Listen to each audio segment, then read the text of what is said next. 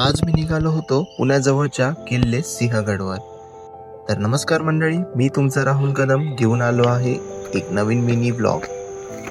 असा एक ट्रेक म्हणजे फक्त चालणं नाही, तर मन, शरीर आणि आत्म्यासाठी एक थेरपीच आहे. धबधब्यांचा आवाज, हिरवाईची शांती आणि आजींची जिद्द या सगळ्यांनी मिळून डोळ्यात साठवण्यासारखा अविस्मरणीय प्रवास घडवला. अखेर महादरवाज्यावर पोचलो आणि घेतलेलं गार लिंबू सरबत खरंच स्वर्गीय वाटलं. उतरताना एका स्थानिक आजींना त्यांची बॅग त्यांच्या स्टॉलपर्यंत नेण्यास मदत केली. गप्पा रंगल्या आणि प्रवास अजूनच खास बनला.